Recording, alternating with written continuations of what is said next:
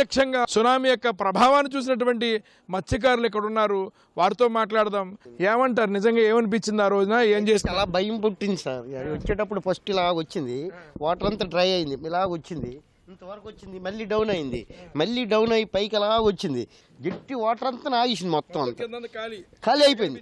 కింద భూమి కనిపించింది, కింద చెత్త చెదరం అంతా కనిపించింది. బోట్లన్నీ అటు నాకు వెళ్ళిపోయింది, తాళ్ళు తెప్పి పట్పట్లు ఆడించి వెళ్ళిపోయింది కదా అనుకుని మేము చూసాము. గట్టెకి చూస్తుంది ఎలాగ వస్తుంది అనుకుంటున్నాం, అదో టైప్లో చుడుకున్నాం టైప్లో మళ్ళీ అటు నుంచి మళ్ళీ వాటర్ ఆ సందు నుంచి, ఎందుకంటే ఇందులో వాటర్ అంతా లాగేసింది పైకి వెళ్ళిపోయి ఆ సందులో వచ్చేటప్పుడు ఎలాగుంటే కెట్టంలాగా ఎలాగ అదో రకం బేవచ్చంగా సౌండ్ తోటి వచ్చేది. అప్పటి వరకు గుండె దడదడ ఆడేది. ఆ రోజు ఏం జరిగింది, సునామీ సంబంధించి ఎలా అనిపించింది?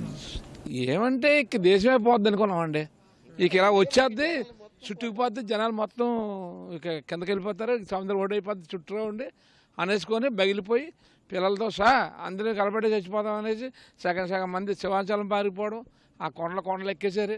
సగం మంది నన్నలో ఆవాసం వచ్చిన వాళ్ళు ఏమో ఉగ్గేసి డబ్బులు కొట్టుకొని దేశాలకి వెళ్ళిపోతాం, అక్కడికి వెళ్ళిపోయినా బతకలేమో సముద్రం ఒకటి అయిపోతే.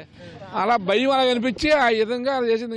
కానీ సునామీ విషయంలోనే విశాఖపట్నం సేఫ్టీకి ఏది లేదు, అంత బాగుంది. నిజాంపట్నం కానీ ఎన్ని జిల్లాలు చూసినా రాష్ట్రాలు చూసుకున్నా విశాఖపట్నం సేఫ్టీ సార్.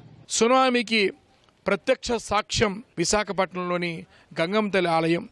ఇక్కడికి సుమారుగా 100 మీటర్ల దూరం పైనే సముద్రం ఉంది. అంటే ఇది ఫిషింగ్ హార్బర్ జెట్టీలో మనం ఉన్నాం. మనం చూస్తున్నాం, మనకు దూరంగా కనిపిస్తున్నటువంటిది ఫిషింగ్ హార్బర్ జెట్టి.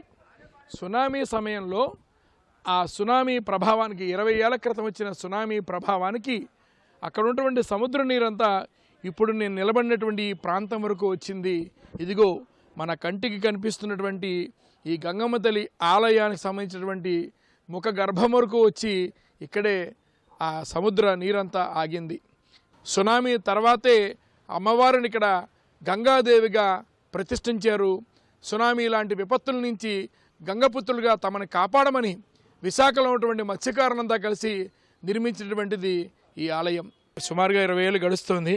ఏ రకంగా మీరు ఆ రోజు చూసారా, సునామీ ఎలా అనిపించింది? ఆ రోజు నైట్ ప్యాకింగ్ చేసుకుని తెల్లవారి ఇంటికి వెళ్ళి పడుకున్నాం. తెల్లవారి 6:30-7 ప్రాంతంలో ఆ రోజు 26వ తారీఖు 2004లో వచ్చి జనాలు పరుగులెడుతున్నారు. ఏంటి పరుగులెడుతున్నారని చూడవసరికి ఇంకేటి ఒక్క సౌండ్ జుమ్ అని వస్తూ ఒక్కసారి వాటర్లా ఎగసిపడి బోట్లన్నీ వచ్చి ఒక్కసారి ఊపి కొడితే ఈ చేపల గీపలన్నీ మొత్తం తేలిపోయి ఒకరు భయవంతులను అయిపోయి మనసులో ఒకరికొకరికి ఏమైపోతామని చెప్పి ఆందోళనతో పరుగులు తీసి అక్కడి నుంచి బోట్లో పక్క ఇదొక బోట్లు ఉన్నవాళ్ళు బోట్లు ఇంజిన్ స్టార్ట్ చేసి ఇమీడియట్లీ